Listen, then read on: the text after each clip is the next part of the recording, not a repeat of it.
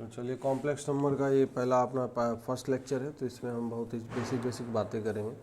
पहले understanding create करते हैं कैसे क्या है नहीं है ना, कि कॉम्प्लेक्स नंबर कैसे आया एग्जिस्टेंस में। जैसे एज फॉर एग्जांपल से स्टार्ट करेंगे। जैसे अगर कोई बोल दे कि solve this, find the roots of this equation x² plus of 1 equal to 0। तो अब यहाँ पे लोग रूट निकालना जब चाहे तो मतलब उस समय तो शुरुआत में क्या हुआ, रियल वैल्यू से लोग डील करते थे सारे। तो एक्स का कोई भी रियल वैल्यू अगर रखेंगे तो यहाँ पे एक्स का कोई भी वैल्यू ऐसा नहीं होगा जिसको जीरो बना दे।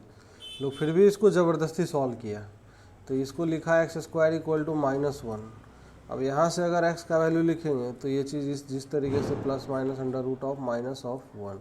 तो यहाँ पे लोगों ने फिर आगे चल के इसको ऐसे करके डिफाइन कर दिया कि ये जो अंडर रूट ऑफ -1 है, ये अंडर रूट में जो -1 क्वांटिटी है, इसका अलग से एक नाम दे दिया आयटा, है ना, आई भी बोल देते लोग, आयोटा इसका नाम रख दिया। उसके बाद फिर बाकी चीज़ें धीरे धीरे इसके ऊपर अलजेब्रा बनने लगी, इसका एप्लीकेशन समझ में आने लगा, एक मैथमेटिकल टूल की तरह धीरे धीरे इवोल्यूशन हो गया इसका।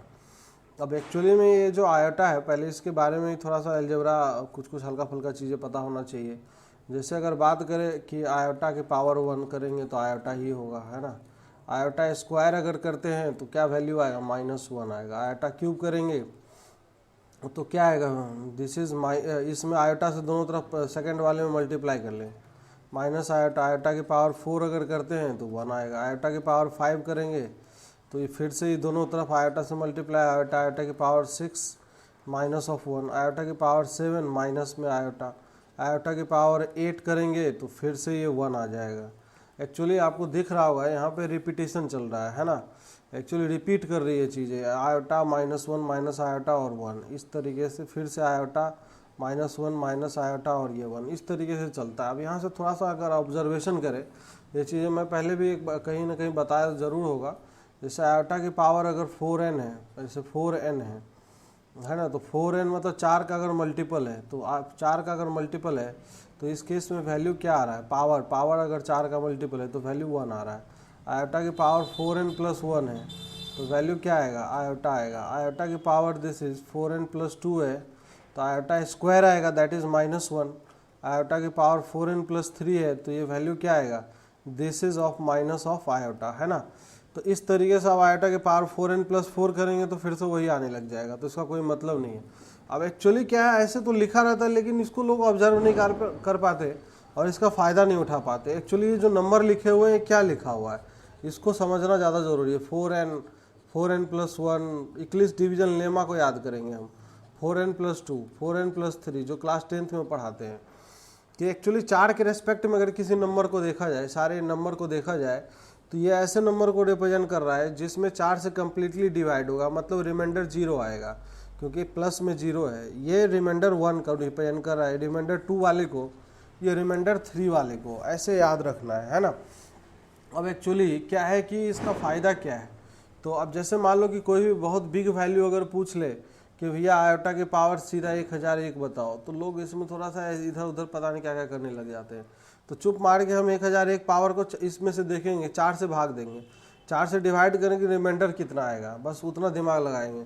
तो 4 से डिवाइड करेंगे तो what will be the remainder, बताइए। 4 से डिवाइड करने पे 1001 में कितना आएगा, 250 से लग जाएगा तो 1000 हो जाएगा सीधा सीधा, है ना। तो रिमाइंडर यहाँ पे 1 आ रहा है, तो इसका मतलब तो सीधा जो रिमाइंडर आएगा वही माथे पे रख देंगे, तो ये आंसर 1 आ जाएगा। ये इसका फ़ायदा है, समझ में आ रहा है सबको, दिस इज़ द फ़ायदा। अब ये एक्चुअली काम आएगा। जैसे एज फॉर एग्जांपल अगर पूछ ले कोई कि भैया ये आयोटा की पावर जैसे मान लो इस तरीके से 32 प्लस आयोटा की पावर 33 प्लस आयोटा की पावर 34, आयोटा की पावर 35, क्या होगा वैल्यू, सब लोग निकाल के बताइए फटाफट। एज फॉर एग्जांपल के तौर पे अगर इसका वैल्यू पूछ ले, आयोटा की power n plus of 1, iota की power this is n plus of 2, n plus iota की power this is n plus of 3, इसका वैल्यू अगर कोई पूछ ले तो इसका वैल्यू क्या आएगा।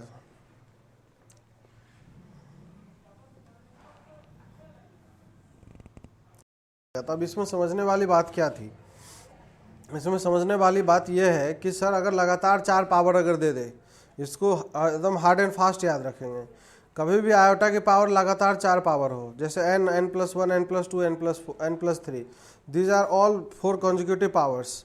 तो कभी भी 4 अगर कंजिक्यूटिव पावर हो तो वैल्यू हमेशा ही 0 आएगा, उसमें कुछ दिमाग लगाने है ही नहीं। एग्जाम में अगर इस तरह के क्वेश्चन आ जाए तो देखिए यहाँ पे भी, जैसे पिछला क्वेश्चन में भी देख सकते हैं हम, ये ऑब्जर्वेशन, ये यहाँ पे 32, 33, 34, 35 लगातार दे दिए ना। तो कभी भी लगातार 4 पावर अगर आयोटा के ऊपर होगा तो वैल्यू विल रिड्यूस टू 0। अगर ये छोटा सा एक रिजल्ट है, अगर याद रहे तो वेल एंड गुड, नहीं याद रहे तो कोई बात नहीं, बाकी तो हम जो प्रोसेस मेथड बताए हैं उस मेथड के तहत याद रखेंगे, बस ये इतना ध्यान रखेंगे और कोई बड़ी बात नहीं है कि नहीं। चलिए तो अगला क्वेश्चन करते हैं ना। एक क्वेश्चन लिखते हैं, उस सीरीज का वैल्यू सोल्व निकालेंगे। Find the sum of the series, find the sum of series. जैसे ये सीरीज s इक्वल टू लिखा हुआ है आयोटा स्क्वायर, आयोटा की पावर 4, आयोटा की पावर 6, आयोटा की पावर ऐसे करके 8, ऐसे करके चल रहा है। This total number of terms are 2n, this is 2n+1 terms तक है। ये इस तरीके से निकालना है। इसका वैल्यू क्या आएगा? Option number A 0, option number B is 1, option number C is n, option number D is -1। ये 4 ऑप्शंस भी दिए गए हैं, सभी लोग को बताना है। फटाक से सोच विचार के आंसर निकालिए। 2n+1 टर्म्स है यहाँ पे, गलती नहीं होना चाहिए। हाँ, गलती होगा तो तुरंत गलत हो जाएगा, इसमें कोई ऑप्शन ही नहीं आयोटा। ये कुछ भी है, आप टॉपिक मिक्स होता है, ऐसे ही होंगे ना। अब यहाँ से इसका सॉल्यूशन अगर करेंगे तो क्या है इस प्रॉब्लम में? कुछ है ही नहीं। जैसे अगर देखिए तो इसमें एक जीपी सीरीज है, ये जीपी सीरीज है, इसका first term sir iota square हो जाएगा। आयोटा स्क्वायर हम जानते हैं -1 होता है। और कॉमन रेशियो अगर बात करें तो कॉमन रेशियो कितना हो जाएगा इस केस में? What will be, iota square ही आएगा। आयोटा स्क्वायर ही है -1, और नंबर ऑफ टर्म्स पता है 2n+1 है। तो सम लगाइए ना जीपी सीरीज का सम, ए हो गया r की पावर n, जितने नंबर ऑफ टर्म्स है तो 2n+1, -1 डिवाइडेड बाई में क्या आएगा? r -1, तो -1, कोई समस्या है क्या किसी को? अब ये -1 हो गया। अब -1 की पावर ऑड नंबर है, तो ऑड नंबर है तो हमेशा वैल्यू -1 देगा। तो ऊपर में जो क्वांटिटी है दिस विल बी -1, नीचे में क्या आ जाएगा? ये भी -2 आएगा, ऊपर नीचे ये दोनों कट जाएगा। तो आंसर क्या आ गया? -1 विल बी द आंसर। इसमें क्या ऐसा गलती करने लायक था? हमें तो कुछ समझ में नहीं आया कि क्यों लोग गलत आंसर दे दिए। चलिए कोई समस्या नहीं है, लेकिन ध्यान से करिएगा कि घबराना नहीं है। पहले क्वेश्चन को देख के थोड़ा सा बैकग्राउंड में क्या चल रहा है नहीं चल रहा है वो सब चीज़ें समझ। हाँ, अब यहाँ से अगर बात करें तो जो कॉम्प्लेक्स नंबर है, समझते हैं। अब असली कॉम्प्लेक्स नंबर का दुनिया हम चालू करते हैं, ठीक है। तो ऐसे ही आयोटा के बारे में थोड़ा इधर उधर कर लिए, क्वेश्चन इस पे भी बन जाते हैं, है ना। कॉम्प्लेक्स नंबर, तो सबसे पहले कॉम्प्लेक्स नंबर का जो जनरल फॉर्म रिप्रेजेंटेशन है, कॉम्प्लेक्स नंबर को जनरली रिप्रेजेंट करेंगे हम x plus of iota y से, ठीक है। इस तरीके का जो नंबर होता है जिसमें x, y जो होगा this will belongs to a real number, ये दोनों ही रियल नंबर होगा, तो इसको बोलते हैं कॉम्प्लेक्स नंबर। क्योंकि इसमें अब ये जो x है, x is called the real part and y is called the imaginary part. x is equal to real part of z, real part of z, ठीक है। तो इसको रिप्रेजेंट ऐसे भी करेंगे, this is RE of z भी लिखते हैं, ठीक है। y को हम लिखेंगे this is the imaginary part of, this is imaginary part of z, imaginary part of the complex number. इसको शॉर्टकट में IM करके z भी लिख देते हैं, इमेजिनरी पार्ट ऑफ z। अब यहाँ पे ये जो कॉम्प्लेक्स नंबर है, अब इसी में छोटी छोटी ऑब्जर्वेशन अगर करें, छोटा छोटा ऑब्जर्वेशन, जैसे अगर बात करें, नोट डाल के अगर बात करते हैं, अगर z में 2 पार्ट आया, एक रियल पार्ट और एक इमेजिनरी पार्ट, तो रियल पार्ट और इमेजिनरी पार्ट अगर लेट सपोज दैट अगर y का वैल्यू 0 हो जाए तो क्या z एक प्योरली रियल नंबर हो जाएगा? होगा ना। तो यहाँ पे पहली बात हम यही करने वाले हैं कि if z is purely real, तो प्योरली रियल का एक ही मतलब होगा निकल के, इसका मतलब ये हो जाएगा कि y equal to 0, imaginary part of z is equal to 0, है ना। ये चीज़ ध्यान रखेंगे, इमेजनरी पार्ट 0 हो जाएगा तभी ये रियल हो पाएगा ना ये।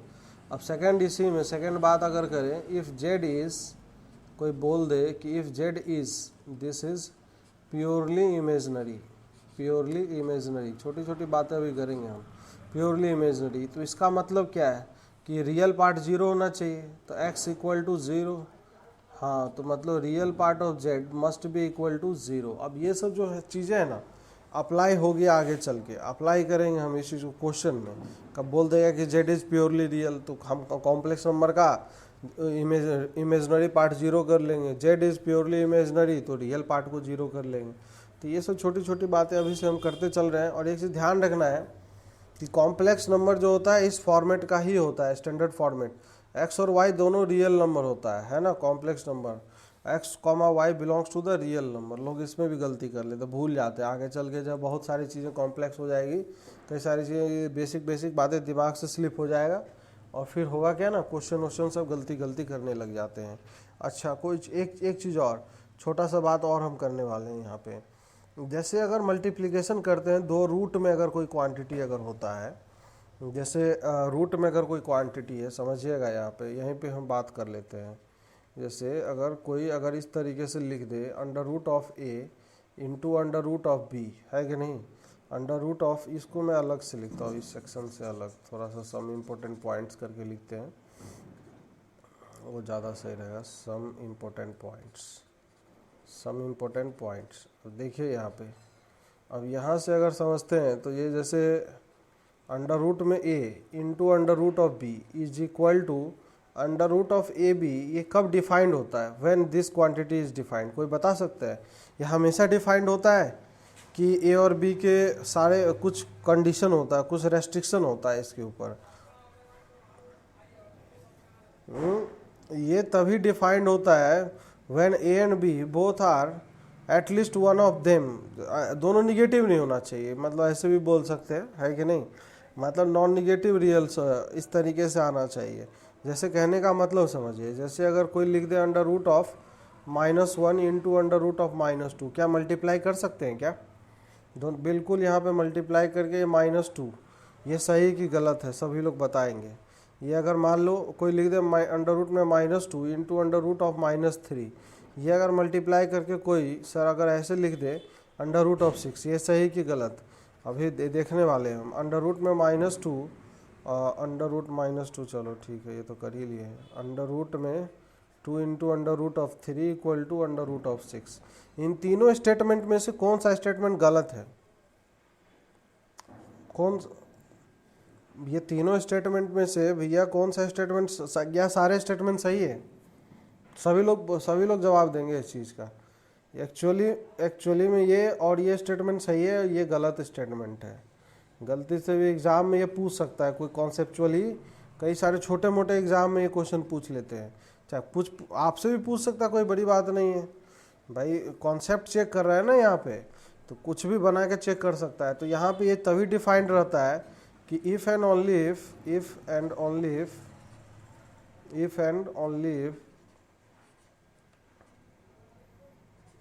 at least one of them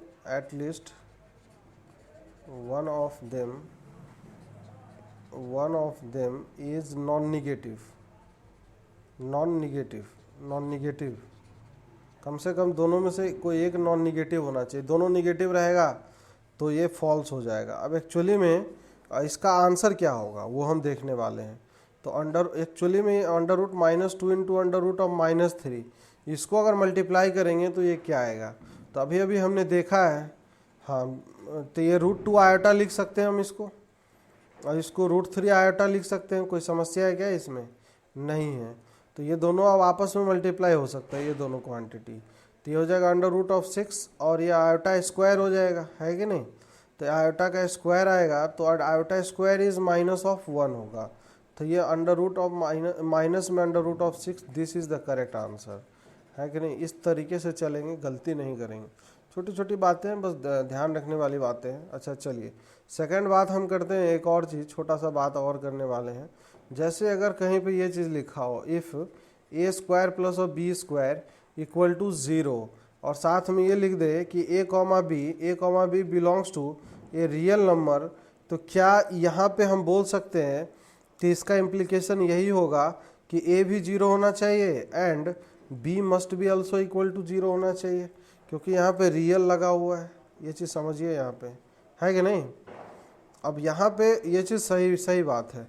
अब अगर इसी में अगर बोल दे कि इफ़ ए स्क्वायर, यहाँ पे अगर तो सेकेंड स्टेटमेंट लिख दे हम इस तरीके से, if A square plus of B square this is equal to zero, और यहाँ पे लिख दे ए और B belongs to the complex number, क्या इसका इम्प्लीकेशन ये निकलेगा कि ए और बी दोनों मस्ट भी जीरो होना चाहिए? नहीं, this does not imply that A is equal to zero and B is also equal to zero. As for example मैं समझाता हूँ कि A square plus B square equal to zero है, तो भैया कॉम्प्लेक्स नंबर के दुनिया में इन्फानाइट पॉसिबिलिटी है जहाँ पे इसको जीरो बनाने के लिए। अगर कोई बोल दे सर हम ए को 1 ले ले और बी का वैल्यू आयोटा ले ले, क्या ये जीरो बन सकता है कि नहीं बन सकता है?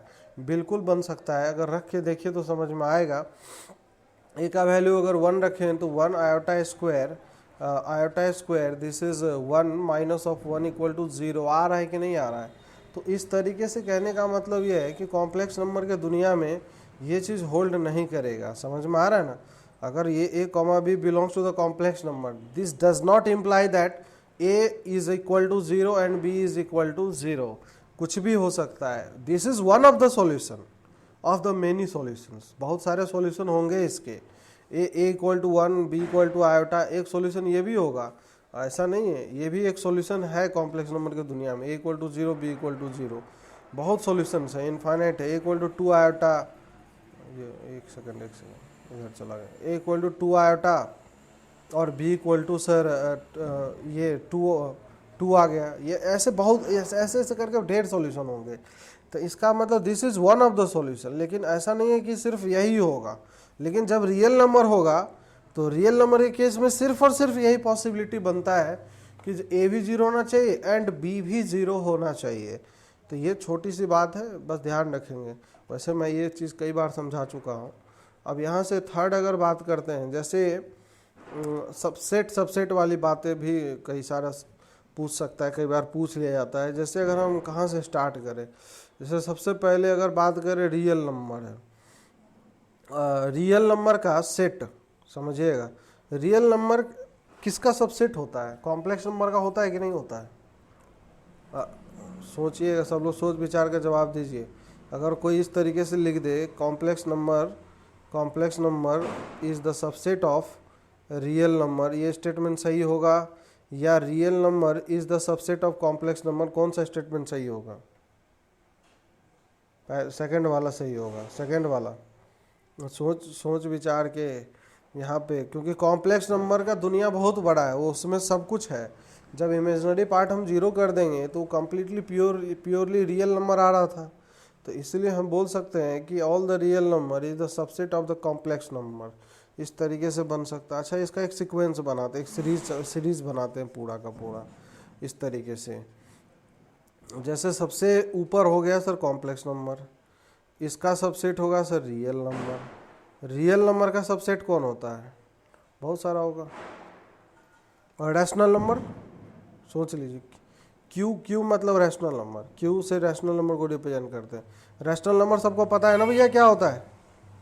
अरे ये सब छोटा छोटा क्वेश्चन में कई बार पूछ लेते हैं, ये भी पता होना चाहिए कायदे से। ये रैशनल नंबर का सबसेट जो होगा, रैशनल नंबर का सबसेट क्या होल नंबर हो सकता है क्या? डब्लू अगर बोल दे होल नंबर है तो हो सकता है, कोई दिक्कत नहीं है। चाहे इंटीजर बोल दे उससे भी पहले तो ज़्यादा सही रहेगा। इंटीजर बोल दे तो ज़्यादा बेहतर रहेगा, क्योंकि इंटीजर का फिर सबसेट ये सब बन जाएगा। तो यहाँ पे जेड लिख देते हैं। कोई समस्या होगा क्या किसी को? नहीं। फिर इंटीजर का जो सबसेट होगा, इंटीजर का सबसेट क्या हम बोल सकते हो? ये है होल नंबर है। होल नंबर मतलब जीरो से स्टार्ट होने वाला, 0 1 2 3। और होल नंबर का सबसेट क्या होगा? नेचुरल नंबर होगा कि नहीं होगा? तो इस तरीके से पूरा एक सीक्वेंस है जो याद रखना है हमें, कोई दिक्कत की बात नहीं है ना। पूरा सबका सुपर सेट है, ये यूनिवर्सल सेट है, ये कॉम्प्लेक्स नंबर सुपर सेट बोल सकते हैं, जिसके अंदर सारा कुछ आता है। तो एक सीक्वेंस पता होना चाहिए, कोई बहुत बड़ी बात नहीं है। ऐसी छोटी छोटी बातें हैं, बस ऐसे एक बार कर ले रहे हैं, बाकी हम तो और भी इसमें कई सारी बातें करेंगे। हाँ हाँ बोल।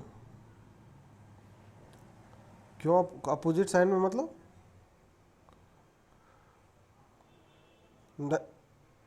तो साइन साइन घुमाना पड़ेगा, तो एक ही बात है। और साइन घुमा देंगे तो एक ही बात हो जाएगा, कोई अलग बात नहीं आएगा निकल के, वही सेम चीज़ आएगा। बाकी अंडरस्टैंड। हाँ हाँ हाँ। और दूसरी बात और एक कर लेते हैं हम यहीं पे, कि इनइक्वलिटी जो होता है क्या कॉम्प्लेक्स नंबर के दुनिया में डिफाइंड है कि नहीं? अगर कोई लिख दे sir 1+2 iota is less than 1+ iota, क्या ये सही बात होगा कि गलत बात होगा? सोच विचार के बताइए सभी लोग। ये एक्चुअली मैं पहले भी बताया था कि एक्चुअली हम कंपेयर किसको करते हैं, जिस चीज़ को हम रियल लाइफ में रियलाइज करते हैं। भाई हम काउंटिंग जहाँ करते हैं 1 2 3 4 5 इतना समझ में आता है ना, 10 रुपया और 20 रुपया में से 10 रुपया कम है और 20 रुपया ज़्यादा है। लेकिन हम जब इस चीज़ को आयोटा को कभी हम रियल लाइफ में यूज़ करते हैं क्या? कभी भी जोड़ घटाव गुना भाग चाहे कभी भी कैलकुलेशन करना होता नहीं करते। तो रियल लाइफ में हम जिस चीज़ को रियलाइज नहीं कर सकते वहाँ इनइक्वलिटी डिफाइंड नहीं होता है ना। तो एक चीज़ ध्यान रखना है, ये चीज़ गलती से भी ये काम नहीं करना, ये बहुत इंपॉर्टेंट पॉइंट सब है। तो यहाँ पे अगर बात करें तो ये चीज़ मैं यहाँ लिख देता हूँ, inequality is not defined, inequality is not defined in case of complex number। this is complex number है कि नहीं? कॉम्प्लेक्स नंबर में डिफाइन नहीं होता। हाँ, जो चीज़ रियल होगा कॉम्प्लेक्स, ऐसा नहीं है कि कॉम्प्लेक्स नंबर में रियल आएगा ही नहीं। जो चीज़ रियल है वो चीज़ तो हम कंपेयर कर सकते हैं। जैसे अगर ये कॉम्प्लेक्स नंबर हम ये लिख दे Z1 इक्वल, नहीं जैसे Z1 इक्वल टू अगर मान लीजिए हम लिखते हैं अभी 3 में 4 आयोटा, ठीक है। और Z2 इक्वल टू हम लिखते हैं दिस इज 2 + 6 आयोटा, इस तरीके से लिख देते हैं। अगर हम ऐसा बोल दें, क्या समझिएगा, सबको सभी लोग समझिएगा, imaginary part of Z1 is less then imaginary part of Z2, क्या ये सही बात है कि गलत बात है? ये लिख सकते हैं कि नहीं लिख सकते हैं? अरे इसमें क्या दिक्कत है भैया, इमेजनरी पार्ट तो रियल नंबर है। क्या लिखवाया था? वही चीज़ मैं बोल रहा था शुरुआत में। कोई ध्यान, सबको लगता है लल्लू बातें कर रहा है। लल्लू बातें नहीं करता मैं, उसका इम्पोर्टेंस बाद में समझ में आता है। यहाँ पे x, y जो है, मैं बोला था रियल नंबर को बिलोंग करता है। ये कभी भी अगर कोई complex number x + iota y के फॉर्मेट में अगर लिखा हो, this only implies that this is a x, y will belongs to a real number. तो यहाँ पे 3 और 2 में तो कंपेयर कर ही सकते हैं ना, कि 3 इज लेस देन 2, बिल्कुल सही बात है, इसमें क्या गड़बड़ है? ये तो सत्य वचन है भैया। अरे अच्छा, ये उल्टा बोल दिया क्या मैं? एक सेकेंड इसको रियल कर। अच्छा, उसमें उल्टा रिलेशन है, इसलिए ठीक रियल पार्ट ऑफ Z1, हाँ ये रियल पार्ट है ना, real part of Z1 is less then real part of Z2, ये सही बात है ना। तो वही चीज़ मैं कहना चाह रहा था। अब यहाँ से अगर देखें तो imaginary part of Z1 is greater than is less then क्या हो जाएगा? Imaginary part of less than is less then नहीं, ग्रेटर देन हो जाएगा। दिस इज ग्रेटर देन, नहीं इमेज 4 है, ये 6 है, अच्छा लेस देन है। This is less then imaginary part of Z2, ये भी सही है, सही स्टेटमेंट हो जाएगा, होगा ना? बिल्कुल दिख रहा होगा यहाँ पे। अच्छा, real part of Z1 is greater than है ना, अच्छा ये ग्रेटर देन है, ठीक है, कोई बात नहीं, मतलब भावनाओं को समझिए। अब यहाँ पे जो हम कहना चाह रहे थे कि जो चीज़ रियल है ना उसको हम कंपेयर कर सकते हैं, ये कहने का मेरा मतलब है। तो इसमें जैसे मॉड अगर निकालेंगे, मॉडुलस अभी वैसे हम आगे पढ़ेंगे, जैसे मॉड ऑफ Z1 निकालेंगे तो mod of Z1 is a real number, modulus of complex number is a real number. तो ये अगर कैलकुलेशन करेंगे तो कितना आएगा? दिस इज 9 + 16 √25 आएगा, है कि नहीं? और मॉड ऑफ Z2 अगर निकालेंगे तो अंडर रूट में क्या आएगा? This is 4 + 36 under root of क्या आएगा? 40 आएगा कि नहीं आएगा? तो यहाँ से हमें दिख रहा है कि mod of Z2 is less then mod of Z1, ये चीज़ सही बात हो जाएगा, इसमें कोई दिक्कत की बात नहीं है। Mod of Z2 is greater than mod of Z1, ये एकदम बिल्कुल सही बात हो जाएगा। तो ये जो भी रियल पार्ट होगा ना, जो भी रियल नंबर है, वो उसमें इनइक्वलिटी का अगर हम बात करेंगे तो उसमें कोई बुराई की बात नहीं है, मेरा ये कहने का मतलब है ना। तो ये थोड़ा सा छोटा सा पॉइंट था, बस याद रखना है सभी को। ये पॉइंट सब छोटे छोटे पॉइंट्स हैं, लेकिन क्या है ना, आपका डाउट जो है हमेशा दूर रखेगा, कन्फ्यूज़न से दूर रखेगा, ये बहुत ज़रूरी बात है। अब इसमें हम समझते हैं जो कॉम्प्लेक्स नंबर में और भी कई सारी बातें, जैसे मॉडुलस हो गया, मॉडुलस ऑफ कॉम्प्लेक्स नंबर हो गया, तो वो सब के बारे में, रिप्रेजेंटेशन ऑफ कॉम्प्लेक्स नंबर, तो धीरे धीरे धीरे स्टेप बाय स्टेप हम हर चीज़ों को डिस्कस करेंगे। तो सबसे पहले हम यहाँ पे बात करते हैं, that is modulus of complex number. Modulus of complex number, complex number, modulus of complex number. तो ये मॉडुलस क्या होता है, सभी लोग समझिएगा इस चीज़ को। तो मॉडुलस का मतलब क्या होता है, इस चीज़ का फीलिंग बहुत ज़रूरी है, ज्योमेट्रिकल फीलिंग बहुत ज़रूरी है।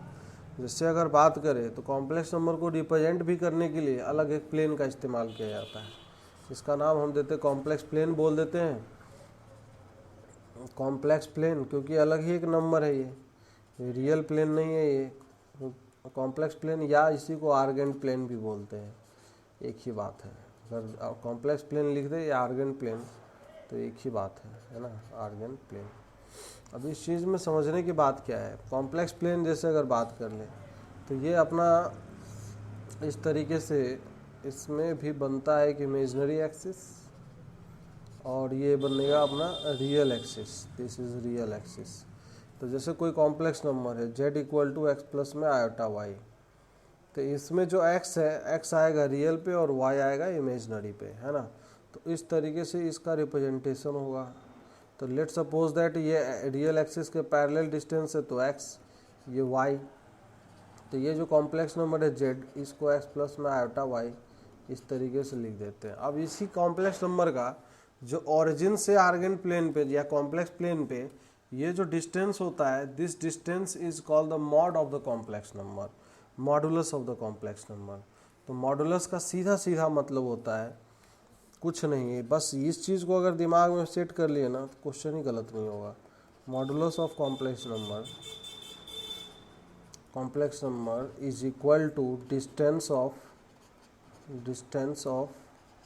Complex number, distance of complex number from origin, 0,0 से ये डिस्टेंस होता है। तो यहाँ पे ये जो डिस्टेंस है ना, ये ऑरिजिन है, 0,0 है, समझिएगा सभी लोग।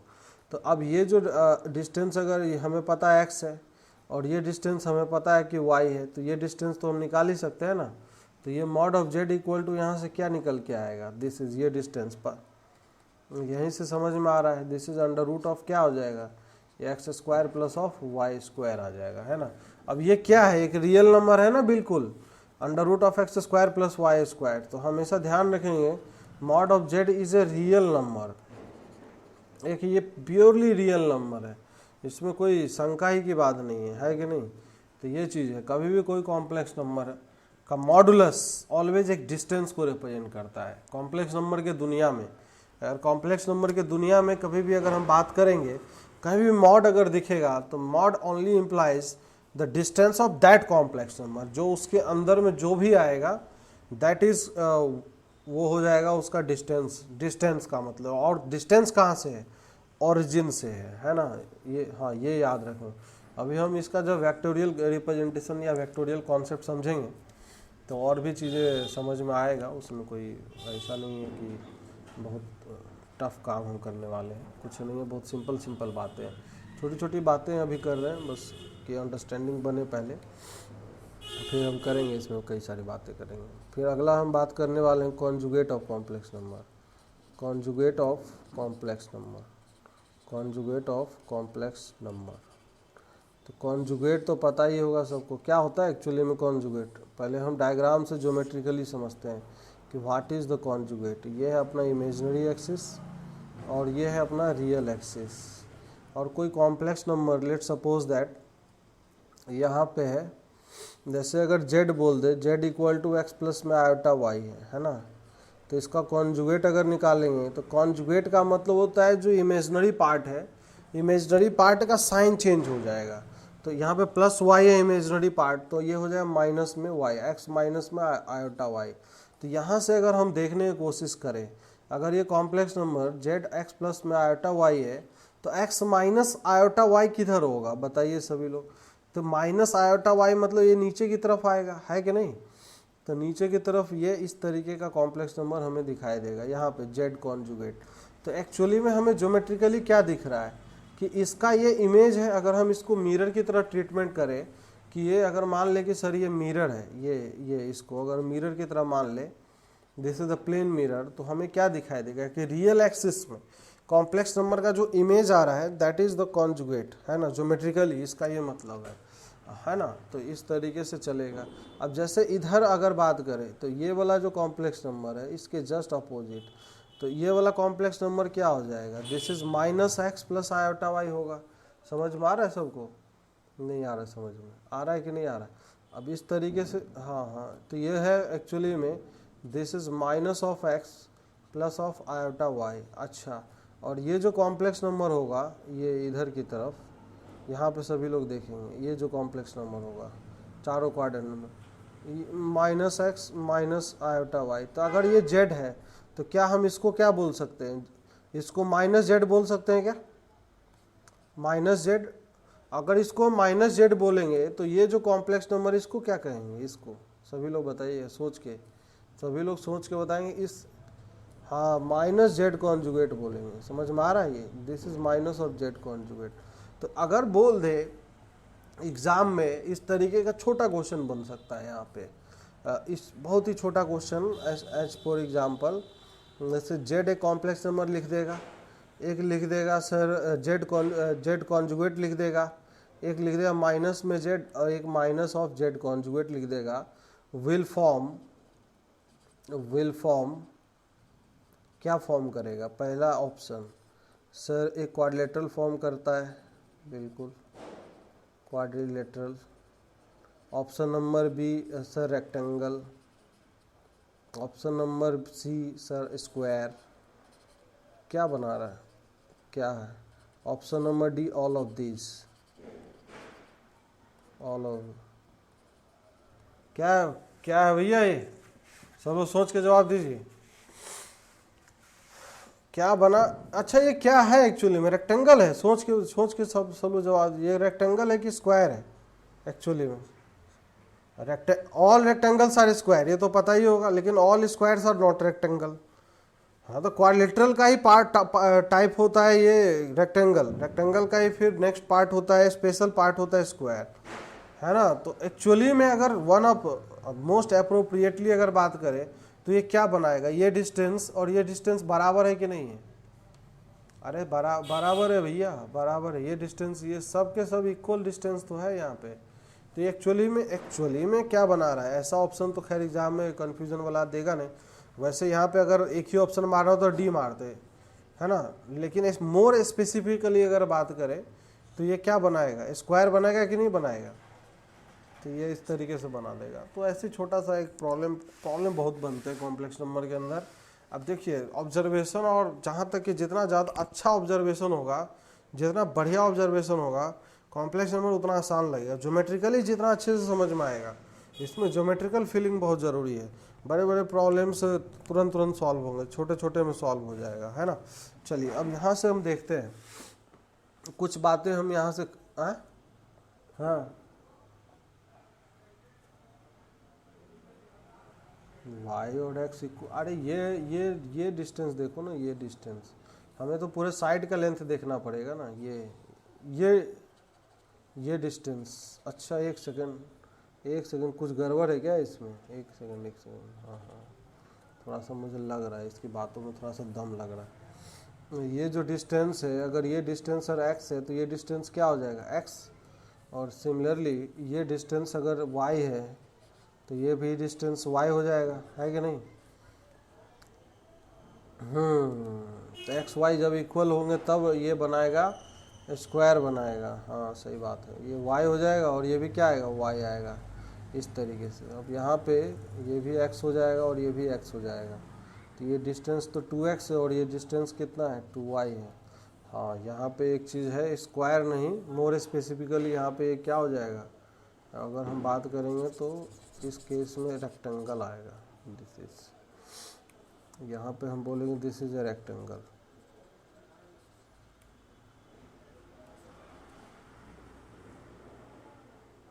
नहीं नहीं ठीक है, दे सकता है, अगर कुछ नहीं बोला है तो रेक्टेंगल तो बोल ही सकते हैं ना। अब रेक्टेंगल तो हर केस में बोल सकते हैं हम, क्योंकि आमने सामने वाला साइड बराबर है।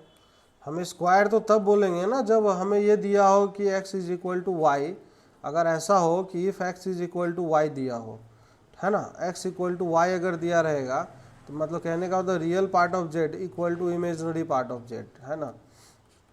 तो तब जाके एक्चुअली में इस केस में फिर क्या हो जाएगा, ये स्क्वायर हो जाएगा, ये इस केस में जाके स्क्वायर आएगा, ये चीज़ है।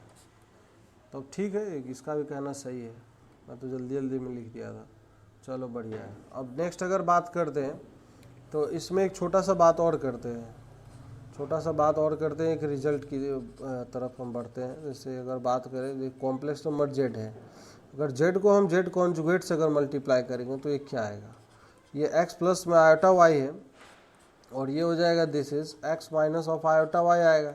तो यहाँ a plus B into A minus B, तो X square minus of this is iota y का स्क्वायर, तो ये क्या आएगा एक्स स्क्वायर प्लस ऑफ क्या आएगा y स्क्वायर आ रहा। और ये क्या है, ये देखिए सभी लोग, what is this, z into Z conjugate, ये क्या था, अरे मॉड ऑफ जेड का स्क्वायर है ना, ये जो क्वांटिटी है, तो z into Z conjugate equal to mod of Z का स्क्वायर आता है। ये बहुत ही इंपॉर्टेंट रिजल्ट है, बहुत ही ज़्यादा इंपॉर्टेंट रिजल्ट है। अभी बहुत सारे क्वेश्चन में हम इसको अप्लाई करने वाले हैं, वेरी वेरी इंपॉर्टेंट रिजल्ट है। VVI अगर बात कर ले तो जेड अगर कभी भी मॉडुलस से कॉम्प्लेक्स नंबर में हमें इधर से उधर अगर करना होता है तो हम z into Z conjugate equal to mod of Z का स्क्वायर का ही सहारा लेंगे आगे चल के। ये चीज़ ध्यान रखिएगा सभी लोग, आगे खूब काम आने वाला है, ये सब छोटा छोटा रिजल्ट है। अच्छा, इसका एलजेब्रा अगर बात करें, यहीं पे एलजेब्रा तो सबको पता ही होगा, नॉर्मल एलजेब्रा को फॉलो करता है। जैसे एलजेब्रा ऑफ कॉम्प्लेक्स नंबर, तो नॉर्मल एलजेब्रा मतलब फॉलो करेगा ये। जैसे पहला चीज़ अगर दो कॉम्प्लेक्स नंबर है sir, a plus iota B और प्लस में दिस इज़ एडिशन कर रहा हूँ, दिस इज c प्लस में आयोटा डी, तो ऐड करने का जो प्रोसेस रहेगा, तो यहाँ पे ऐड कैसे करेंगे, ऐड ऐसे करते हैं कि ए रियल को रियल से और इमेजनरी को इमेजनरी से, तो a प्लस सी और दिस इज आयोटा टाइम्स में b प्लस ऑफ डी आ जाएगा, है ना। फिर सेकंड अगर बात करेंगे, अगर इसका माइनस भी अगर करेंगे तो माइनस भी ऐसे ही फॉलो होगा, इसमें भी कोई आपत्ति वाली बात नहीं है। a प्लस में आयोटा b और फिर से minus times of c plus of iota d, तो ये इस तरीके से a minus C plus times में iota times of b minus of d।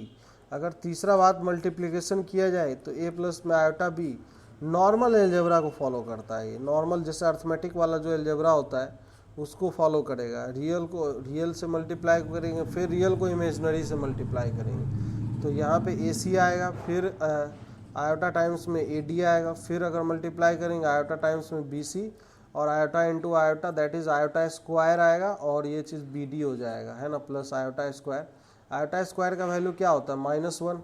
अब रियल को हम रियल के साथ अगर कर लेंगे तो ए सी माइनस में बी डी और फिर आयोटा टाइम्स में this is A D minus of B D आ जाएगा।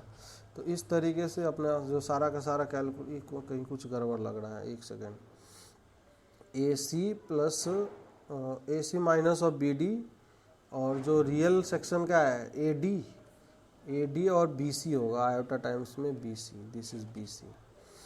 हाँ, ये चीज़ सही है। तो इस तरीके से इसमें फॉलो करते जाना है। बस इसमें थोड़ा सा जब डिवीज़न करते हैं ना तो वहाँ पे स्पेशली ध्यान रखना है ए प्लस आयोटा बी और दूसरा कॉम्प्लेक्स नंबर, जैसे मान लीजिए, रटना नहीं है, बस समझाने के लिए लिख रहे हैं, सी प्लस में आयोटा डी।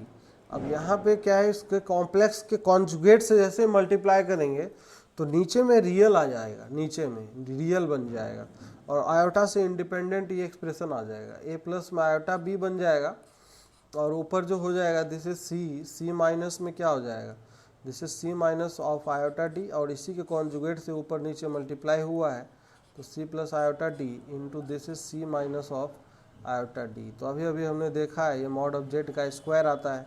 ऊपर में अगर मल्टीप्लाई करेंगे तो रियल वाले पार्ट को अगर उठाएंगे तो ए सी आएगा और iota iota minus of iota minus minus plus हो जाएगा, ए सी प्लस और बी डी आएगा और फिर प्लस आयोटा टाइम्स, तो बाकी इमेजनरी सेक्शन वाला बी सी आएगा, यहाँ से B C minus of this is A D आ जाएगा, ए डी, और नीचे हो जाएगा this is C square plus of D square. तो कॉम्प्लेक्स नंबर का जो ट्रीटमेंट है, तो कॉम्प्लेक्स नंबर का ट्रीटमेंट हम ऐसे ही करेंगे, कभी भी अगर नीचे कॉम्प्लेक्स नंबर दिखाई देगा तो हम कॉन्जुगेट से हमेशा ऊपर नीचे मल्टीप्लाई करके उसको सिंपल बना लेंगे, है कि नहीं। अब दूसरा बात, अगर दो कॉम्प्लेक्स नंबर को अगर हम इक्वल कब बोलेंगे, पहली बात जैसे अगर यहाँ पे ये चीज़ लिख दे कि if Z1 is equal to Z2, तो जैसे Z1 अगर बात कर ले तो ये कब पॉसिबल है, तो इसका सीधा सीधा मतलब हो जाएगा कि सर रियल पार्ट ऑफ, यहाँ पर दो इक्वेशन बन जाते हैं खट से, real part of Z1 is equal to real part of Z2, and दूसरा बात यहाँ पे हो जाएगा क्या, real part of imaginary part of Z1 is equal to imaginary part of Z2। तो ये इमेजनरी को इमेजनरी बस कंपेयर करना है, सिंपल सिंपल चीज़ें हैं। हाँ हाँ, कहाँ पर प्लस आ जाएगा, मल्टीप्लाई, अच्छा एक सेकंड, यहाँ ना, हाँ दिख गया सही, हाँ ठीक है। तो यहाँ से इस तरीके से कर सकते हैं। तो ये कॉम्प्लेक्स नंबर को इक्वेट करने का दो इक्वेशन जनरेट करता है, ये सबसे इम्पोर्टेंट ऑब्जर्वेशन है ये, कि कभी भी दो अननोन रहेंगे क्वेश्चन में तो दोनों अननोन के वैल्यू निकल के आ जाएंगे। तो कभी भी क्या होता है, कई बार तो ऐसे ही क्वेश्चन पूछ लेता है कि ऐसे ही दे देगा कोई भी कॉम्प्लेक्स नंबर है, कुछ अननोन छोड़ देगा, बोल देगा कि इसका वैल्यू वगैरह कुछ निकालने के लिए। जैसे एक छोटा सा क्वेश्चन करते हैं तो सभी लोग बताएंगे आंसर क्या आएगा, बहुत ही छोटा सा प्रॉब्लम है। क्वेश्चन ये दिया हुआ है कि if X plus of iota Y into में लिखा हुआ है दिस इज 2 माइनस में 3 iota is equal to 4 plus of iota, तो हमें क्या फाइंड करना है, फाइंड एक्स कॉमा वाई। सभी लोग निकाल दीजिए खटाक से, X comma Y, X comma Y का वैल्यू निकाल दीजिए जल्दी से।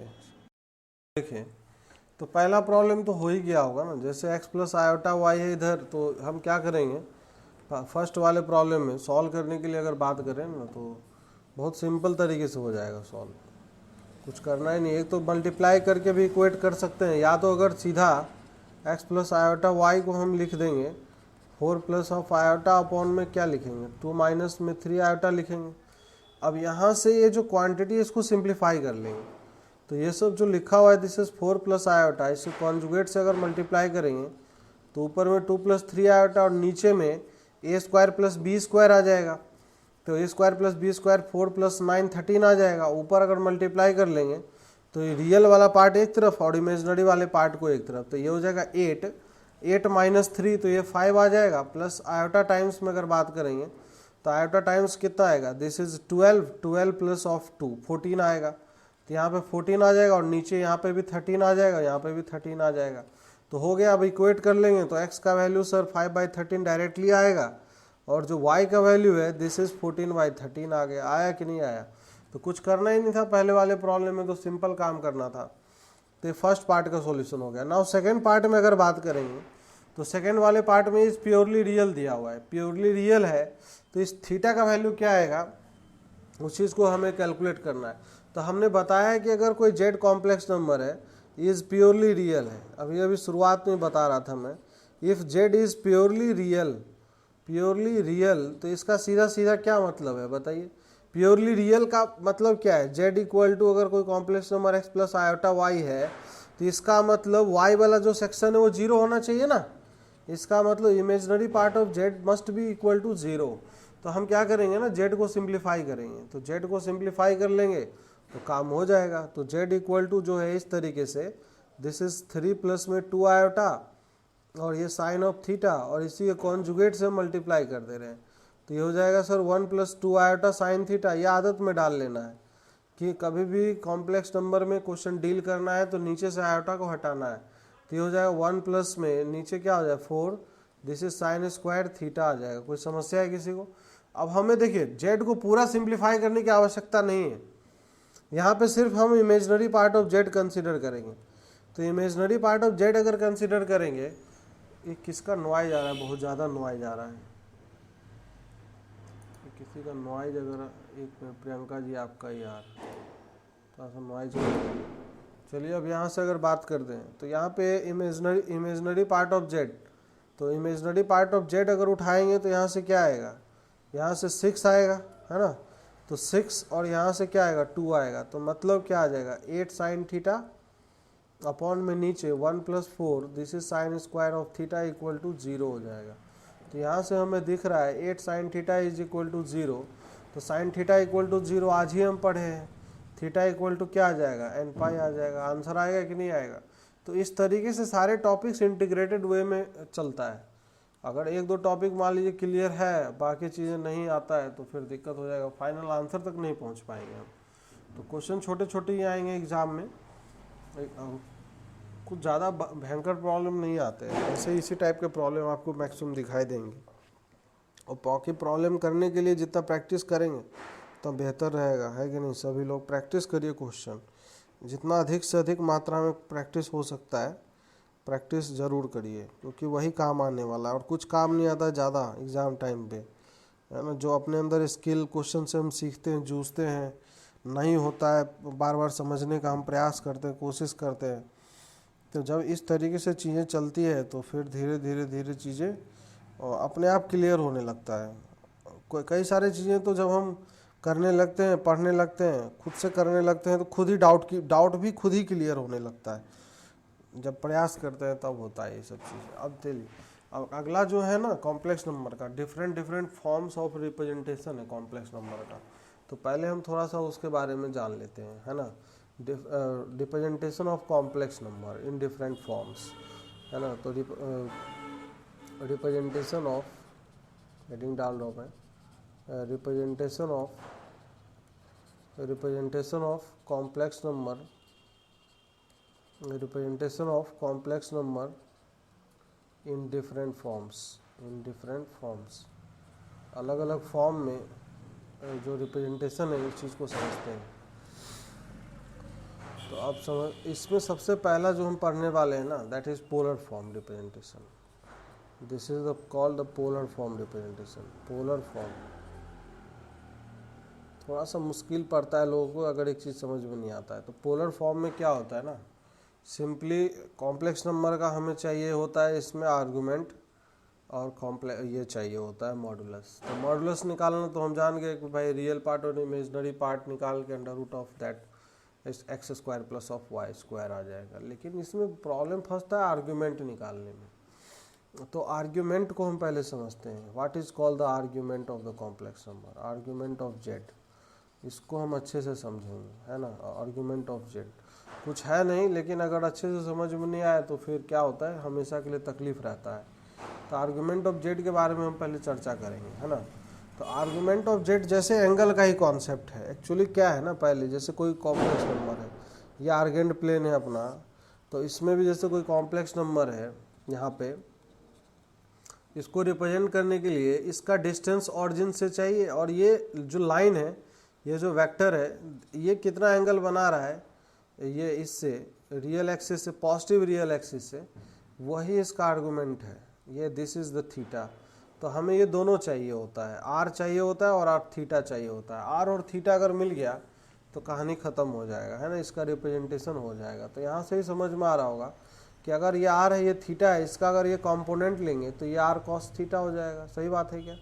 और इसका ये वाला कंपोनेंट लेंगे तो ये सर आर साइन थीटा हो जाएगा। तो ये रियल पार्ट, ये इमेजनरी पार्ट। तो यहाँ से जो जेड कॉम्प्लेक्स नंबर है, इसको हम ऐसा करके लिख सकते हैं, this is R cos theta और plus of this is iota R sine theta आ जाएगा, है ना। आर अगर कॉमन ले लेंगे बाहर तो ये हो जाएगा this is of cos theta plus of क्या हो जाएगा, आयोटा साइन ऑफ थीटा होगा कि नहीं होगा। तो ये जो रिप्रेजेंटेशन है, इसमें आर को बोलते हैं this is modulus of Z, and इसमें जो ये जो थीटा है, this is theta is called the ये आर्ग्यूमेंट ऑफ जेड बोलते हैं, चाहे एम्पलीट्यूड भी बोलते हैं, है ना। तो अब इसमें आर्ग्यूमेंट ऑफ जेड निकालने का क्या फंडा है, तो फंडा कैसे है, इसको कैसे कैलकुलेट करेंगे, इस चीज़ को समझेंगे। तो आर्ग्यूमेंट ऑफ जेड जो है ना, इसमें थोड़ा सा टर्मिनोलॉजी का कन्फ्यूज़न रहता है कई बार, तो मैं पहले उसको दूर करता हूँ। जैसे आर्ग्यूमेंट ऑफ जेड, इसका टर्मिनोलॉजी को पहले मैं क्लियर करता हूँ। तो इसमें दो टाइप का दिखेगा, जैसे एक होता है प्रिंसिपल वैल्यू ऑफ आर्गूमेंट, एक होता है list positive value of argument, और एक जनरल वैल्यू ऑफ आर्गूमेंट, है ना। एक प्रिंसिपल वैल्यू आर्गूमेंट होगा इसमें, this is principal value argument of Z. ARG अगर लिख दे तो आर्गूमेंट, ठीक है, आर्गूमेंट ऑफ जेड। दूसरा होता है एक list positive value of argument, least positive value of argument, ठीक है। और तीसरा एक होता है general value of argument, this is general value of argument of Z. तो तीनों में क्या ज़्यादा अंतर नहीं है, ये चीज़ तो आज हम ट्रिग्नोमेट्री में भी समझ रहे थे, उसमें ट्रिग्नोमेट्रिक इक्वेशन में इस चीज़ का मतलब क्या होता है, principal value of argument, least positive value of argument और general value of argument. Angle है ना, एंगल का अलग अलग रिप्रेजेंटेशन है। तो actually principal value of argument of Z का मतलब होता है this is numerically least value होना चाहिए, this is numerically least value. और least positive value of argument का होता है मतलब जो थीटा का वैल्यू होना चाहिए वो 0 से लेकर 2 पाई के बीच में होना चाहिए, उसको बोलते हैं। और जो जनरल वैल्यू ऑफ आर्गूमेंट होगा वो इस प्रकार से आएगा 2n pi plus something alpha अगर कर लेंगे, चाहे थीटा कर लेंगे, 2n पाई का एडिशन कर लेंगे तो आ जाएगा। दिस इज कुछ इसमें ज़्यादा लोचा लफड़ा नहीं होता। हाँ, अब न्यूमेरिकली लिस्ट वैल्यू का मतलब क्या है, इस केस में जो थीटा रहेगा ना, वो थीटा रहेगा सर -पाई से लेकर +पाई के बीच में रहेगा। तो इसको जो बोलते हैं ना बाय डिफ़ॉल्ट एम्पलीट्यूड भी बोलते हैं, amplitude of complex number. Numerically least value को by default this is called the amplitude of complex number, amplitude of Z. इसको ऐसे रिप्रेजेंट किया जाता है, this is AMP, amplitude of Z. तो एम्पलीट्यूड कभी भी अगर लिखा हुआ मिल जाए क्वेश्चन में, तो हमें जो थीटा का वैल्यू है ना वो कंसीडर करना है कहाँ से कहाँ के बीच में, -पाई से +पाई के बीच में ही कंसीडर करना है। कहने का मतलब ये है कि निगेटिव एंगल का कॉन्सेप्ट बताया था, यहाँ से अगर स्टार्ट होंगे तो निगेटिव -पाई का मतलब है सर यहाँ से यहाँ तक ऐसे चलना क्लॉकवाइज सेंस में, और पॉजिटिव एंगल का मतलब है सर यहाँ से ऐसे चलना, तो दोनों ही यहीं पे पहुँच रहा है। तो इसीलिए क्या है ना, अब इधर के सेंस से चलेंगे तो पाई कहलाएगा, और पीछे के सेंस से चलेंगे तो -पाई कहलाएगा। तो यही actually numerically least value, mod value कम होना चाहिए, मतलब हम जैसे जल्दी पहुंच पाएंगे जिस हिसाब से, तो उसको हम बोलेंगे वही एक्चुअली लेना होता है। जैसे अगर बात करेंगे ना, जैसे कोई कॉम्प्लेक्स नंबर, समझिएगा इस चीज़ को, हम जैसे मान लेते हैं अगर बात करते कोई कॉम्प्लेक्स नंबर फर्स्ट क्वाड्रेंट में है, मतलब इसको लाइन मिलाएंगे इस तरीके से, तो यहाँ पे ऐसे मिला दिए, तो अब इसमें हम जल्दी कैसे पहुँचेंगे, एंटी क्लॉकवाइज। तो इसमें एंगल पॉजिटिव आएगा, है कि नहीं, इस केस में जो थीटा आएगा वो पॉजिटिव आएगा। फिर अगर मान लेते हैं कॉम्प्लेक्स नंबर अगर सेकंड क्वाड्रेंट में होगा, तो इस केस में जल्दी कैसे पहुँचेंगे, क्लॉकवाइज या एंटी क्लॉकवाइज। ऑब्वियस सी बात है कि एंटी क्लॉकवाइज पहुँचेंगे, तो इस केस में भी जो थीटा आएगा पॉजिटिव आएगा। अगर यही एंगल थर्ड क्वाड्रेंट में होता, यहाँ पे आ जाएगा, तो हम जल्दी कैसे पहुँचेंगे, क्लॉकवाइज पहुँचेंगे। तो जैसे क्लॉकवाइज घूमेंगे तो सर एंगल इस केस में निगेटिव हो जाएगा। अब इस केस में अगर चौथे क्वाड्रेंट में अगर होगा तो जल्दी कैसे पहुँचेंगे सर, क्लॉकवाइज पहुँचेंगे, तो थीटा का वैल्यू निगेटिव आ जाएगा। ये चीज़ ध्यान रखना है, ये न्यूमेरिकली लिस्ट वैल्यू का ये मतलब होता है, ठीक है ना। यही चीज़ है जो भी बताया जा रहा है, इस चीज़ को एकदम अच्छे से दिमाग में बिठा के रखना है कि ये क्या कह रहे हैं एक्चुअली, क्या इसका मतलब है। अच्छा, अब यहाँ पे least positive value of argument, तो least positive value of argument is what concept. तो ये बोल रहा है कि हमेशा पॉजिटिव ही रखना है। तो सर पॉजिटिव ही रखना है तो इसका मतलब क्या है, हमें घूमना कैसे पड़ेगा, always and always anticlockwise ही घूमना होगा, चाहे किसी भी क्वाड्रेंट में अगर हो। जैसे फर्स्ट क्वाड्रेंट में भी अगर है तो हमें ऐसे ही घूमना है, सेकेंड क्वाड्रेंट में भी अगर होगा तो हमें सर ऐसे ही जाना है, और थर्ड में भी अगर होगा तो हमें ऐसे ही जाना है, और फोर्थ में भी अगर होगा तो हमें ऐसे ही जाना है यहाँ तक, तभी ये पॉजिटिव रहेगा। सही बात है। अच्छा, इस केस में क्या है, अब इस केस में जनरल वैल्यू है, this is the general value, मतलब एक ही लाइन है, हमें पता है कि ये कॉम्प्लेक्स नंबर है तो यहाँ से ये एंगल तो एक ही बना रहा है, लेकिन इस एंगल को अगर हम बार बार घूम के अचीव कर रहे हैं, एक बार घूमे तो सर थीटा कहलाएगा, दो बार घूम के अगर अचीव किए तो सर ये 2 पाई प्लस थीटा कहलाएगा, एक बार और चक्कर काट लिए तो सर ये यही angle sir 4 pi plus theta कहलाएगा। तो इसीलिए इसमें 2n पाई का एडिशन कर देते हैं, 2 pi plus theta, 4 pi plus theta, 6 pi plus theta. समझ में आ रहा है क्या हम क्या कहना चाह रहे हैं। तो एक ही एंगल का अलग अलग रिप्रेजेंटेशन है ये, है ना। किसी को डाउट हो तो तुरंत पूछ लीजिएगा, है ना, ऐसा कोई समस्या वाली बात नहीं रहेगी, ठीक है ना, डिस्कस कर लेंगे वहीं पे, वही का वहीं ख़त्म होना चाहिए। हाँ, अब इन तीनों चीज़ों को कैलकुलेट कैसे करेंगे, how to calculate this kind of things, उस चीज़ को समझना है, हाउ टू कैलकुलेट। ये स्टेप मैं समझा रहा हूँ, स्टेप समझिएगा, कुछ नहीं, बहुत सिंपल है। हाउ टू कैलकुलेट, ये सब कैसे कैलकुलेट होगा, हाउ टू कैलकुलेट दिस, तो कुछ नहीं है, बहुत सिंपल है। जैसे कोई कॉम्प्लेक्स नंबर अगर दिया रहेगा तो complex number z equal to दिया हुआ है x प्लस में आयोटा y, ठीक है। तो सबसे पहले हम एक छोटू का कैलकुलेशन करेंगे, छोटू अल्फ़ा, मतलब x प्लस आयोटा y कोई कॉम्प्लेक्स नंबर अगर है, जैसे लेट सपोज दैट यही है, तो अल्फ़ा क्या कहलाएगा ना, ये जो एंगल है ये x लेंथ हो जाएगा, ये y लेंथ हो जाएगा। तो ये जो वेक्टर है, दिस वेक्टर जो रियल एक्सिस के साथ जो एंगल बना रहा है, this is called the alpha, इसको हम छोटू बोल देंगे, ठीक है ना। तो यहाँ से tan अल्फ़ा का वैल्यू जो कैलकुलेट करेंगे, this tan alpha equal to this is mod of y upon में मॉड ऑफ x, हमेशा मॉड लगा के कैलकुलेट करेंगे। इसका मतलब मॉड लगा के कैलकुलेट होगा तो tan अल्फ़ा का वैल्यू पॉजिटिव आएगा, तो पॉजिटिव आएगा तो अल्फ़ा का जो वैल्यू है, alpha will always belongs to, कहाँ से कहाँ बिलोंग करेगा, ये 0 से लेके π/2 में बिलोंग करेगा। सही बात है। तो अल्फ़ा का वैल्यू हमेशा, इसीलिए अल्फ़ा को हम छोटू का नाम देंगे, दिस इज, ठीक है ना, दिस इज कॉल्ड छोटू। अब ये छोटू निकल गया तो कहानी ख़त्म, कुछ नहीं करना है।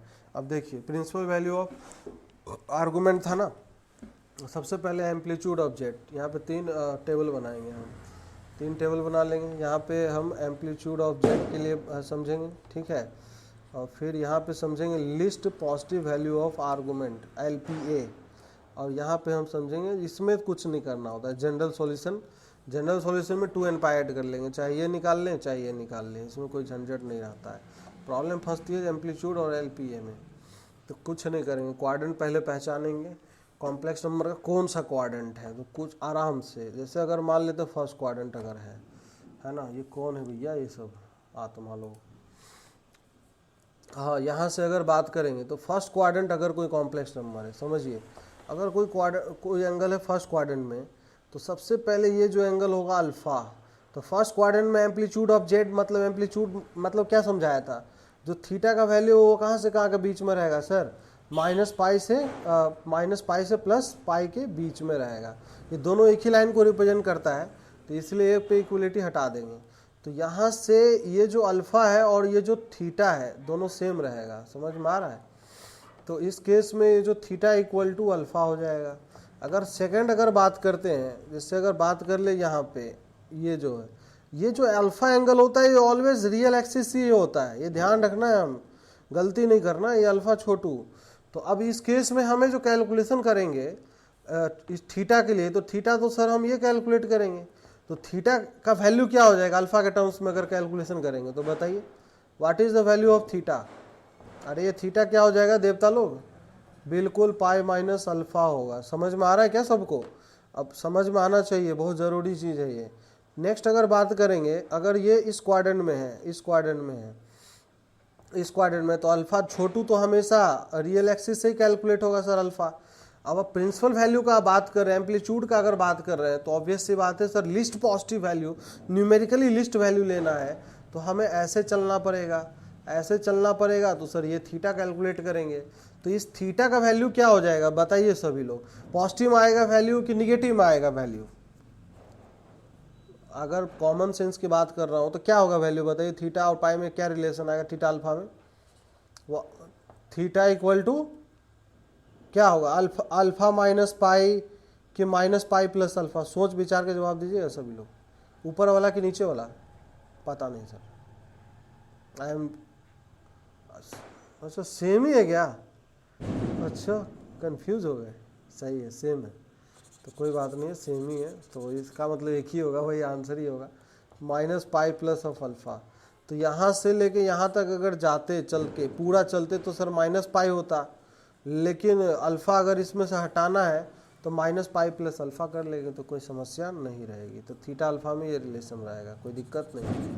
अब अगर फोर्थ क्वाड्रेंट में है कॉम्प्लेक्स नंबर, समझिए इस चीज़ को, फोर्थ क्वाड्रेंट में अगर कॉम्प्लेक्स नंबर है तो कैलकुलेशन तो सर ऐसे ही चलेगा, है ना, तो अल्फ़ा तो यही रहेगा, तो इस केस में theta equal to minus alpha आएगा, है कि नहीं, क्योंकि निगेटिव में कैलकुलेट होगा तो दैट्स वाई।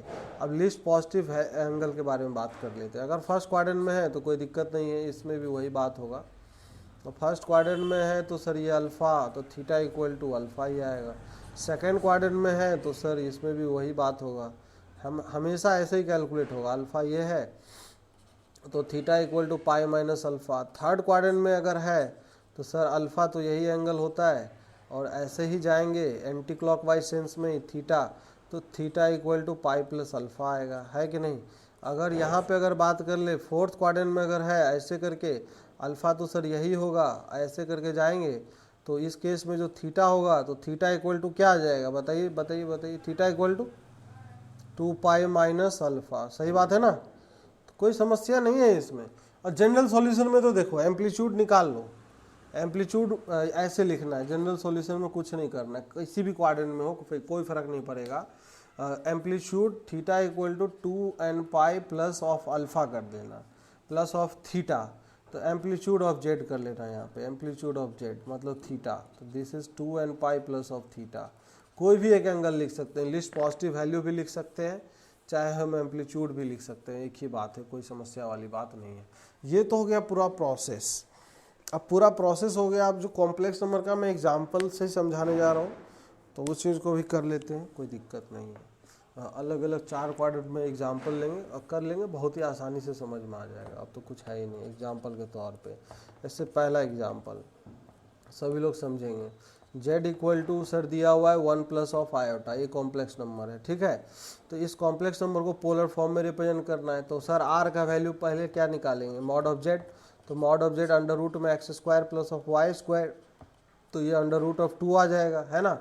अब हम इसमें निकालेंगे सर एम्पलीट्यूड ऑफ z और फिर लिस्ट पॉजिटिव वैल्यू, है कि नहीं, यहाँ पे least positive value of angle, और फिर यहाँ पे general value of theta, general value, ठीक है, जनरल वैल्यू, तो यहाँ पे ठीक है, अब कोई दिक्कत नहीं है। फर्स्ट क्वाड्रेंट है ना, ये कौन सा क्वाड्रेंट है ये, सभी लोग बताइए, which quadrant is this, first quadrant है ना, फर्स्ट क्वाड्रेंट में है तो कोई दिक्कत ही नहीं है, अब तो कॉम्प्लेक्स नंबर खत्म हो गया भैया। यहाँ पे ये जो है ये इस तरीके से आएगा, ये 1 1, ये अल्फ़ा है कि नहीं, तो अल्फ़ा का वैल्यू क्या बताया था, जैसे बताया था वैसे ही करना है, tan of y by X, tan alpha equal to mod of y upon में मॉड ऑफ x, है ना, तो बिल्कुल मॉड ऑफ 1 अपॉन में मॉड ऑफ 1, तो ये 1 आएगा, अल्फ़ा का वैल्यू कितना आ जाएगा, पाई बाई 4। तो फर्स्ट क्वाड्रेंट में सर एम्पलीट्यूड में क्या होता था, theta equal to pi by 4 होता था, लिस्ट पॉजिटिव वैल्यू भी सर यही आ जाएगा, है कि नहीं, थीटा इक्वल टू अल्फ़ा ही होता था, तो ये भी पाई बाई 4 आ जाएगा। जनरल वैल्यू अगर लिखेंगे तो theta equal to 2n pi plus of theta, कोई भी लिख लेंगे पाई बाई 4, जनरली एम्पलीट्यूड लिखेंगे, तो ये हो गया पहले वाले प्रॉब्लम का कहानी खत्म।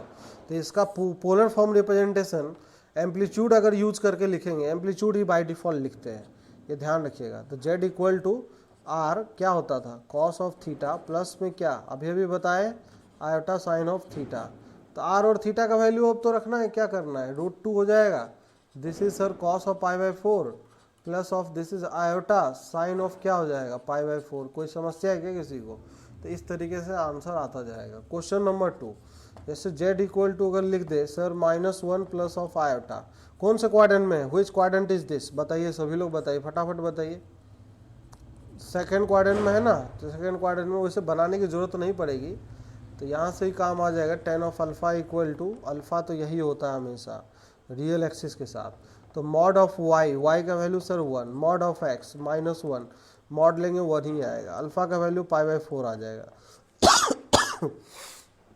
हाँ, तो यहाँ से लिख सकते हैं अब amplitude of Z that is theta equal to, क्या रिलेशन था, हाँ पाई माइनस अल्फ़ा, तो पाई माइनस π/4 कितना आ जाएगा, 3π/4 आ जाएगा। सही है। List positive value of angle, तो ये भी वही आ जाएगा, पाई माइनस अल्फ़ा 3π/4 आएगा, है कि नहीं। General value, sir general value क्या होगा, एम्पलीट्यूड में 2n पाई का addition, theta equal to 2n pi plus 3π/4। समस्या का है, कुछ समस्या नहीं है कि नहीं। तो हो गया ख़त्म। अब इसका पोलर फॉर्म रिप्रेजेंटेशन क्या हो जाएगा सर, मॉड कितना आएगा इस कॉम्प्लेक्स नंबर का, वही आ जाएगा, √2 ही आएगा। हाँ, तो डायरेक्ट लिख दें, हम डायरेक्ट लिख देते हैं, जेड को डायरेक्ट लिखते हैं, इतना लिखने की क्या ज़रूरत है, अब थोड़े बड़े हो गए। Z equal to √2 cos of, ये एम्पलीट्यूड लिखेंगे, बाय डिफ़ॉल्ट एम्पलीट्यूड ही लिखते हैं, ये हो जाएगा कॉस ऑफ π/4 प्लस में आयोटा साइन ऑफ π/4। कोई समस्या, जल्दी जल्दी अब कर रहे हैं थोड़ा सा कि चीज़ क्लियर हो गई ना अब धीरे धीरे। हाँ, थर्ड वाला Z equal to -1 minus iota, तो -1 माइनस आयोटा, क्वाड्रेंट कौन सा है, क्वाड्रेंट कौन सा है, third quadrant, third quadrant sir alpha तो यही होने वाला है, तो tan of alpha sir mod of Y minus mod of 1 minus mod of 1 आ गया, अल्फ़ा का वैल्यू सर π/4 ही रहेगा। सही बात है। अब यहाँ से एम्पलीट्यूड ऑफ जेड, तो एम्पलीट्यूड ऑफ जेड सबको समझ में आ रहा है कि नहीं आ रहा है, तो amplitude of Z equal to क्या होगा सर, थीटा इक्वल टू, बताइए बताइए, -π प्लस अल्फ़ा, बताया था ना, ये ऐसे जाना है, इसमें गलती नहीं करना है। तो ये हो जाएगा सर -π प्लस में π/4, दिस विल बी -3π/4। कोई समस्या है क्या किसी को, नहीं कोई समस्या नहीं है। एम्पलीट्यूड ऑफ जेड ये आ गया।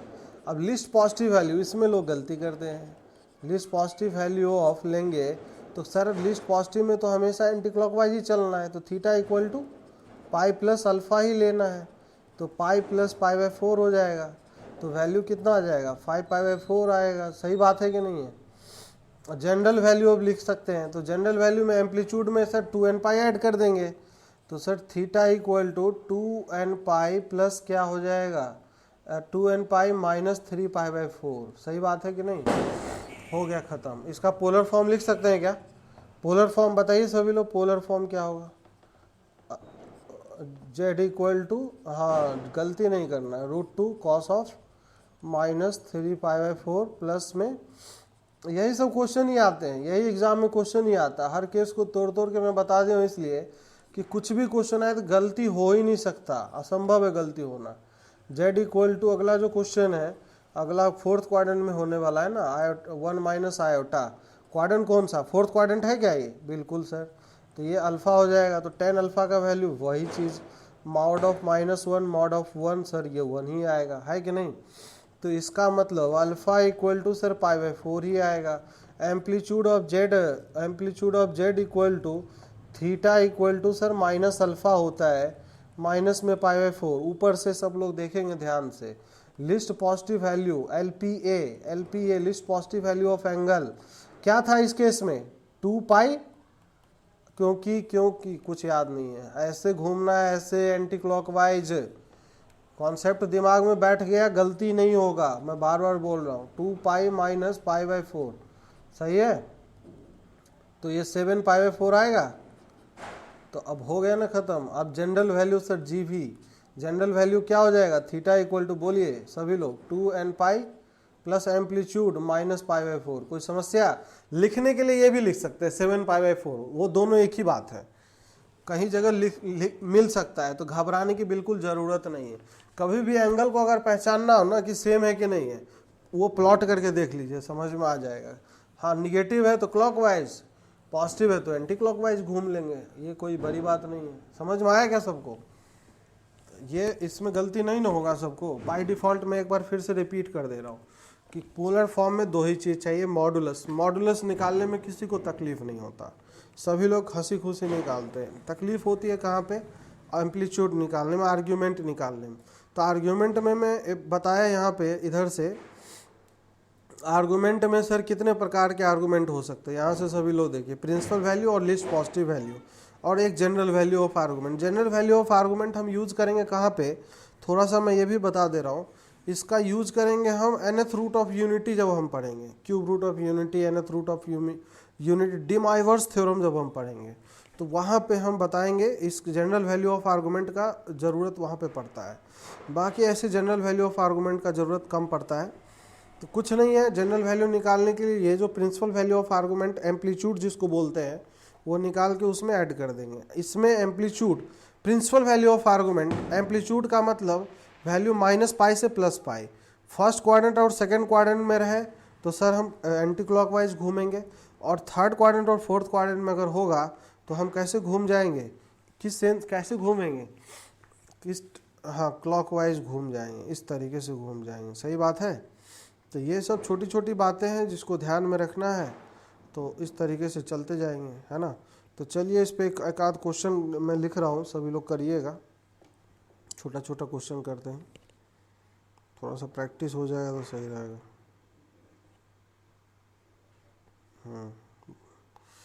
चलिए क्वेश्चन छोटा सा, चलिए represent in the polar form, इस कॉम्प्लेक्स नंबर को पोलर फॉर्म में रिप्रेजेंट करिए सभी लोग। z = 1/3 - 4i।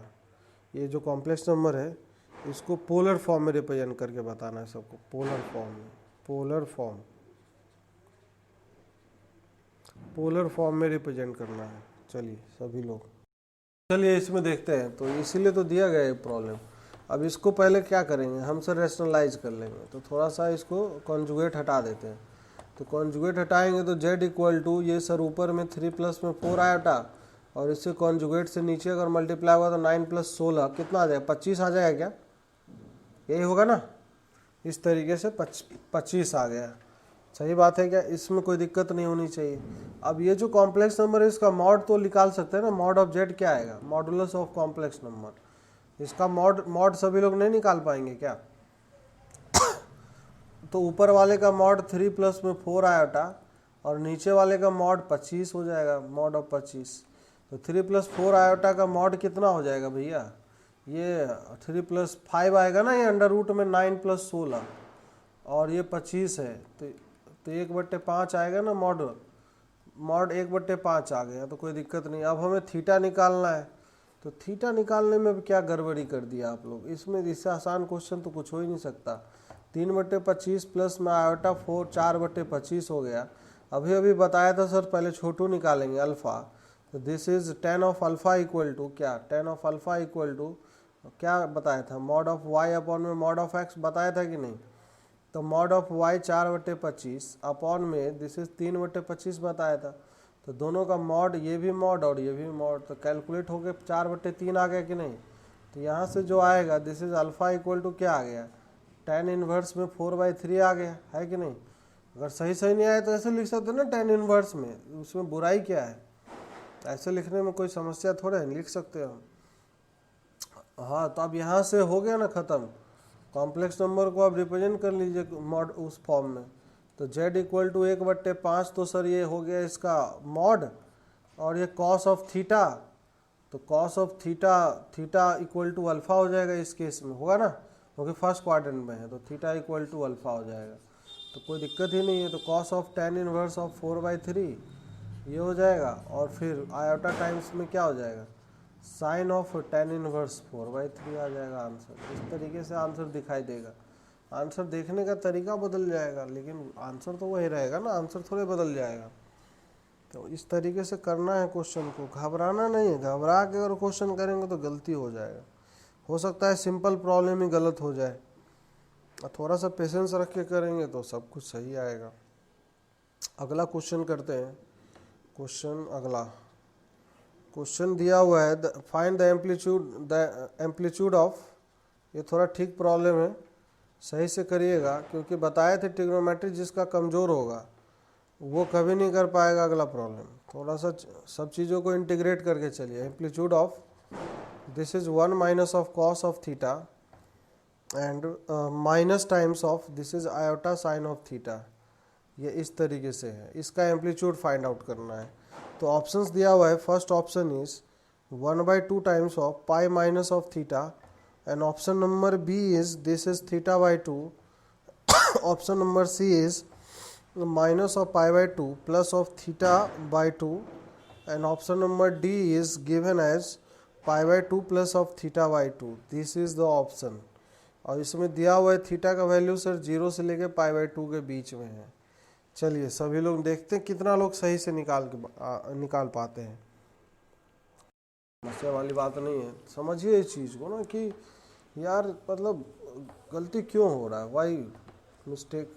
चलिए कोई बात नहीं, होता है कभी कभी, सिली मिस्टेक कर दिए तो वो अलग चीज़ है, लेकिन कॉन्सेप्चुअल एरर नहीं करना है। अब यहाँ से सबसे पहली बात, ये जो कॉम्प्लेक्स नंबर है ना, देखिए यहाँ पे गलती नहीं करना है। z = 1 minus of cos of theta, आराम से करेंगे ना, कोई जल्दीबाजी नहीं करने वाले हैं। ये है, ठीक है, plus of iota minus of sine theta लिख दिए। ये है सर x, और ये क्या है y। तो x का वैल्यू पहले ये बताइए सभी के सभी लोग, पॉजिटिव होगा कि निगेटिव होगा। यहाँ से 1 माइनस कॉस थीटा है ना यार, तो कभी भी ये निगेटिव तो हो ही नहीं पाएगा, तो x का वैल्यू पॉजिटिव रहेगा। और y का वैल्यू क्या होगा सर, थीटा 0 से 90 है, माइनस साइन थीटा है, तो y का वैल्यू सर निगेटिव है। क्वाड्रेंट कौन सा हुआ इस कॉम्प्लेक्स नंबर का, व्हिच क्वाड्रेंट इज दिस, बताइए क्वाड्रेंट कौन सा है। अरे x पॉजिटिव y निगेटिव, कौन सा क्वाड्रेंट, नहीं पहचान, बहुत टफ काम। कुछ लोग तो थर्ड भी कह रहे हैं। x पॉजिटिव है, x पॉजिटिव इधर होता है और y निगेटिव ये होता है। This is the fourth quadrant, है ना, ये फोर्थ क्वाड्रेंट में है कॉम्प्लेक्स नंबर। अब सबसे पहले अल्फ़ा छोटू निकालेंगे, तो tan ऑफ अल्फ़ा सर बताए थे ऐसे निकालना है। tan of alpha this is mod of y upon में क्या, मॉड ऑफ x, ऐसे ही ना बोले थे, तो ये mod of minus of sine theta is upon में this is 1 minus of cos of theta, दोनों का मॉड। मॉड के अंदर में जो भी क्वांटिटी है निगेटिव को पॉजिटिव बना के निकालेगा। सर ये निगेटिव है तो पॉजिटिव बना के निकालेगा, तो सर ये साइन थीटा हो जाएगा। कोई झमेला है क्या इसमें, नहीं। 1 माइनस कॉस थीटा, सर ये 1 माइनस कॉस ऑफ थीटा हो जाएगा। और ट्रिग्नोमेट्री सर हम इसी दिन के लिए पढ़े थे, आज के लिए पढ़े थे। ट्रिग्नोमेट्रिक रेशियो जो इतना चिल्ला के 9-10 लेक्चर लिया गया है, किस लिए लिया गया है, इसलिए लिया गया है कि बाकी आगे चल के तकलीफ ही ना हो।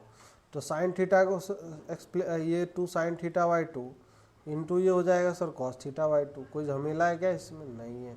1 माइनस कॉस थीटा को लिख सकते हैं सर 2 sin² θ/2, कोई समस्या नहीं है। 2 से 2 कट जाएगा, साइन से साइन कट गया, तो कॉस बाई साइन सर आ गया, ये क्या आ गया, कॉट ऑफ θ/2 आ गया। सही बात है कि नहीं। तो tan अल्फा = कॉट θ/2 आ गया।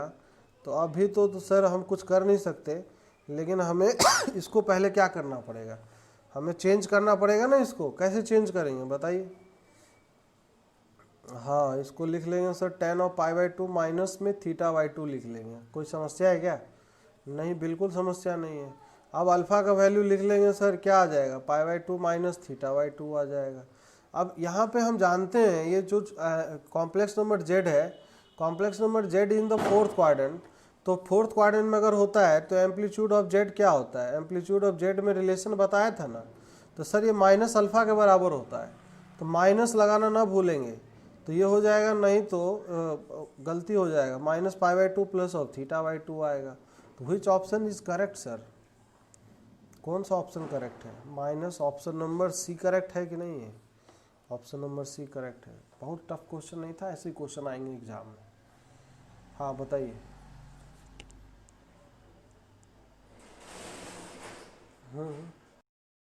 लीजिए, trigonometry is very important chapter, इसलिए सबको पढ़ाया गया है शुरुआत में। ट्रिग्नोमेट्री हो गया, सीरीज हो गए, मतलब उससे भी ज़्यादा तो इम्पोर्टेंट क्वाड्रेटिक है। सीरीज थोड़ा सा इंडिपेंडेंट टॉपिक भी है।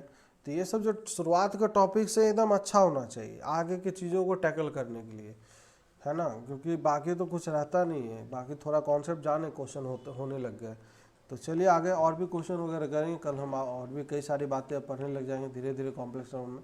छोटी छोटी बातें, बेसिक बातें हैं, तो अभी करना ज़रूरी है, अब डायरेक्ट क्वेश्चन पे मूव कर जाएंगे तो थोड़ा सा तकलीफ भी हो सकता है, कई लोगों को बीच बीच में कुछ कुछ पॉइंट छूट जाएगा, कई सारे छोटी छोटी बातें रहती है वो सब मिस हो जाता है, क्वेश्चन उसी पे बन जाते हैं, तो थोड़ा सा उस चीज़ को भी हम लेते हुए चल रहे हैं, तो दिक्कत नहीं होगा। पढ़ेंगे ऐसे कि कॉम्प्रिहेंसिव मैनर में हो, अधूरा ना रहे, कोई भी टॉपिक में कोई भी पॉइंट छूट ना जाए। क्वेश्चन क्योंकि बहुत सारे बनते हैं और छोटे छोटे क्वेश्चन पता चला एग्जाम में गलत करके आ गए तो थोड़ा सा नुकसान ही है और क्या है।